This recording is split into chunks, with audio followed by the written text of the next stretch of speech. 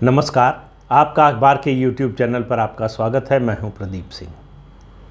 प्रधानमंत्री नरेंद्र मोदी, आप देखिए, जब से प्रधानमंत्री बने हैं पिछले 8 सालों में भारतीय जनता पार्टी के साथ वो कई नए सामाजिक समूहों को जोड़ने का काम लगातार कर रहे हैं।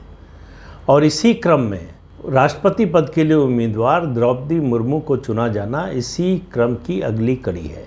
आदिवासी समाज को राष्ट्रीय स्तर पर भारतीय जनता पार्टी से जोड़ने, राजनीति की मुख्य धारा में लाने और सबसे बड़ी बात, उनको कन्वर्जन यानी धर्म परिवर्तन से बचाने की। ये प्रोजेक्ट केवल ऐसा नहीं है कि आदिवासियों के वोट बीजेपी को मिल जाए या एक प्रतीकात्मक जो है पद आदिवासी समाज के किसी प्रतिनिधि को भारतीय जनता पार्टी देना चाहती थी या एक महिला को राष्ट्रपति बनाना चाहती थी, इसलिए ये सब हुआ। इसके पीछे एक बहुत सोची समझी और दूरदृष्टि वाली रणनीति है। इसका तात्कालिक फ़ायदा जो होगा वो तो होगा ही, क्योंकि जिन 4 राज्यों में चुनाव होने जा रहे हैं अगले 1-1.5 साल में, यानी 2 राज्यों में गुजरात और हिमाचल प्रदेश में इस साल के आखिर में, उसके बाद छत्तीसगढ़, राजस्थान और मध्य प्रदेश, यानी 5 राज्य कुल मिलाकर इन 5 राज्यों में चुनाव होने जा रहे हैं। इनमें से 4 में आदिवासी समुदाय की, आदिवासी समाज की संख्या अच्छी खासी है। जैसे बात करें अगर राजस्थान की, 21.5% है, 25 सीटें रिज़र्व हैं, लेकिन यहाँ से 33 आदिवासी विधायक हैं। तो अपने आदिवासी क्षेत्र जो रिज़र्व हैं, आरक्षित हैं उनके लिए, उसके बाहर से भी उनका प्रभाव जो है और भी इलाकों में है। तो इस वजह से आप देखिए कि जितनी सीटें आरक्षित हैं उससे 8 ज़्यादा विधायक हैं। यही वजह है कि राजस्थान से राष्ट्रपति के जो प्रस्तावक थे उनमें से 5 विधायक राजस्थान से जो आए वो सब के सब आदिवासी थे। उसके अलावा गुजरात, मध्य प्रदेश और छत्तीसगढ़, इन 3 राज्यों में भी 14% से 30% तक आदिवासी आबादी है। और जो आरक्षित सीटें हैं लगभग 128 सीटें हैं। 128 में से केवल 35 बीजेपी जीती थी पिछले चुनाव में। तो इससे आप अंदाज़ा लगा सकते हैं कि बीजेपी का ये जो कमज़ोर पक्ष था उसको मजबूत करने की कोशिश हो रही है। लेकिन ये एक बात है कि आदिवासी इलाकों में बीजेपी की बैठ हो, उसकी पहुंच बने, उसकी पकड़ बने। इसके लिए अब आप देखिए किस तरह से काम हो रहा है। अभी जो राष्ट्रीय कार्यकारिणी की बैठक हुई है हैदराबाद में, उसमें तय हुआ कि राष्ट्रपति पद की उम्मीदवार द्रौपदी मुर्मू के लिए हर आदिवासी गांव में कार्यक्रम होगा। उनको बताया जाएगा कि उनके बीच से एक प्रतिनिधि जो है राष्ट्रपति भवन में बैठेगा, राष्ट्रपति बनने जा रही है। मामला यहीं तक नहीं रुक जाएगा। उसके बाद जब वो राष्ट्रपति चुन ली जाएंगी, जब 21 जुलाई को नतीजा आ जाएगा और उनका शपथ ग्रहण होगा, तो उसकी फ़ोटो जारी होगी सरकारी।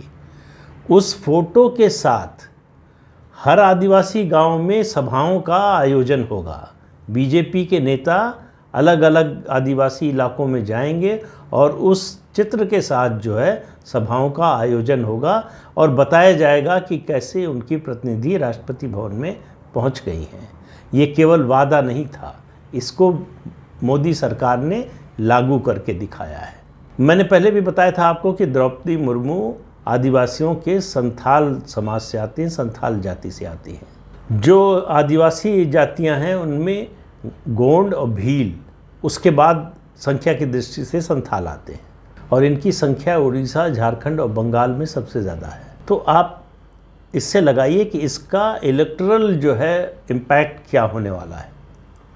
लेकिन मैं बार बार कह रहा हूं कि मामला केवल इलेक्टोरल इम्पैक्ट का या चुनावी जीत हार या उसके प्रभाव का नहीं है, उससे आगे का है।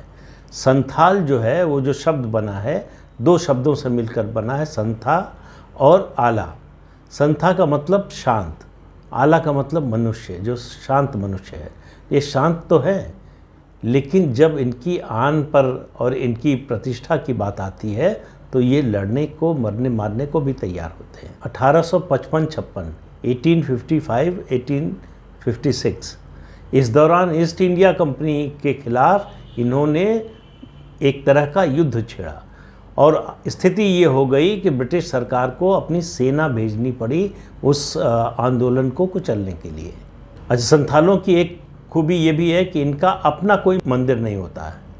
ये दरअसल ये सभी आदिवासी जातियों के साथ है कि ये प्रकृति के पूजक हैं, उसकी प्रकृति की पूजा करते हैं। तो संथाल 18वीं सदी के उत्तरार्ध में छोटा नागपुर के पठारी इलाके में आकर बस गए। इससे पहले ये खाना बदोश होते थे।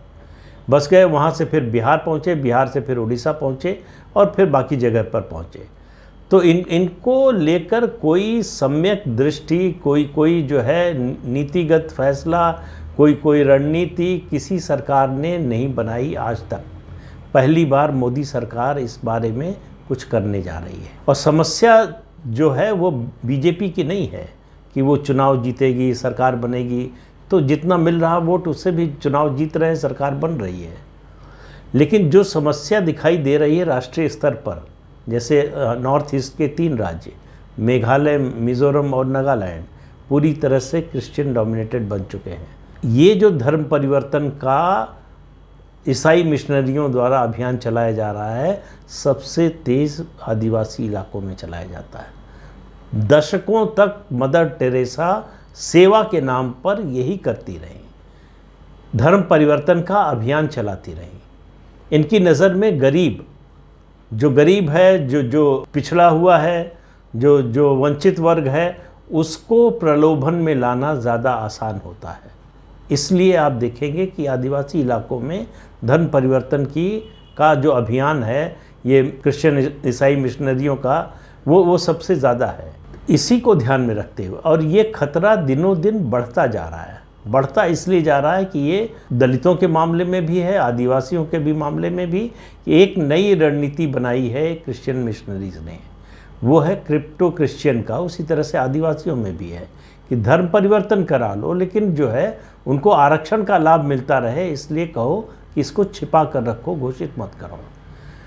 झारखंड में केवल 4.5% आबादी है ईसाइयों की, लेकिन माना यह जाता है कि वास्तविक जो उनकी आबादी है इससे कहीं ज़्यादा है। और केवल धर्म परिवर्तन की बात नहीं है, उससे बड़ा एक अभियान चल रहा है भारत के खिलाफ, भारत में बैठे लोगों के द्वारा, भारत के बाहर बैठे लोगों के द्वारा।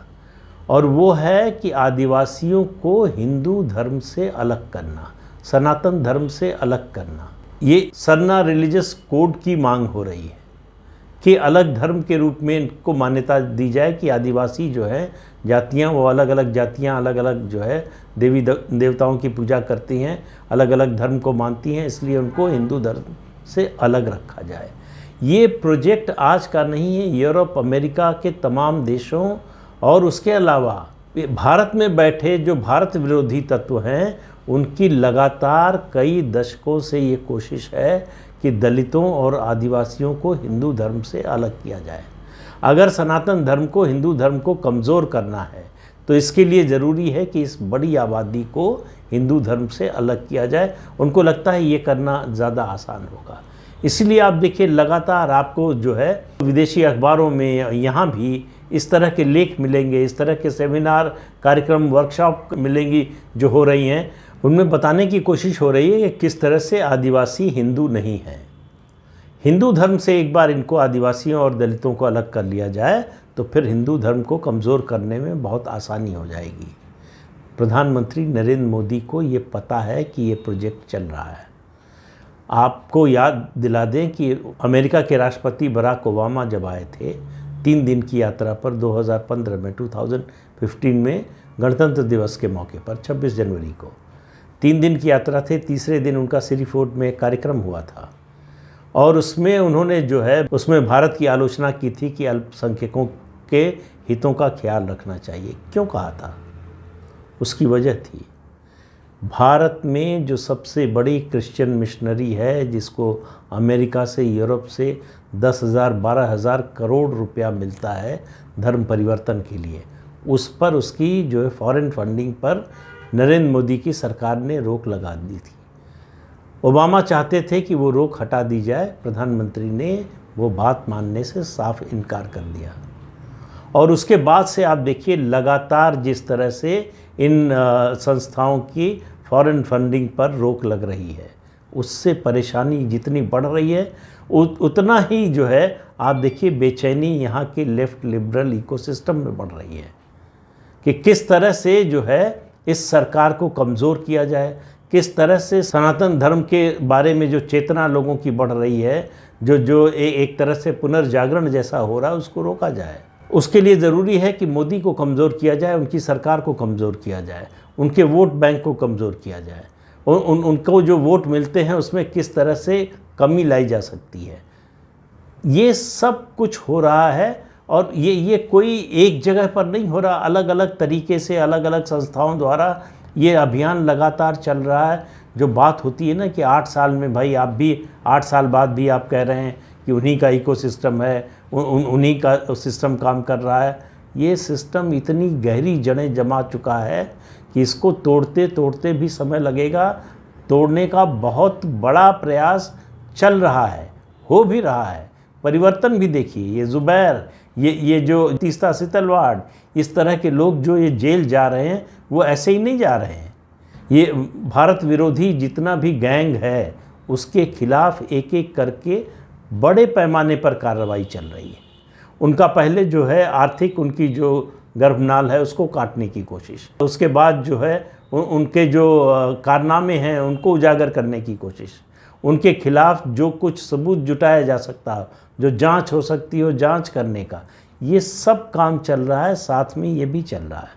तो ये नया प्रोजेक्ट है आदिवासियों को मेन स्ट्रीम में न केवल जोड़ना बल्कि उनको बनाए रखना। ये जो उनको काटने की कोशिश हो रही है उसको रोकना।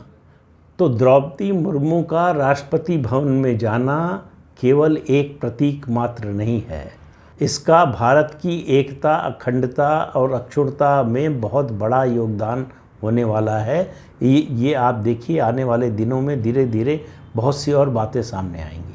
लेकिन आज के अंक में इतना ही। अगले अंक में फिर मिलेंगे किसी नए मुद्दे के साथ। तब तक के लिए इजाज़त दीजिए। आपसे अनुरोध है कि ये चैनल देखिए, शेयर कीजिए, लाइक कीजिए और सब्सक्राइब ज़रूर कीजिए। नमस्कार।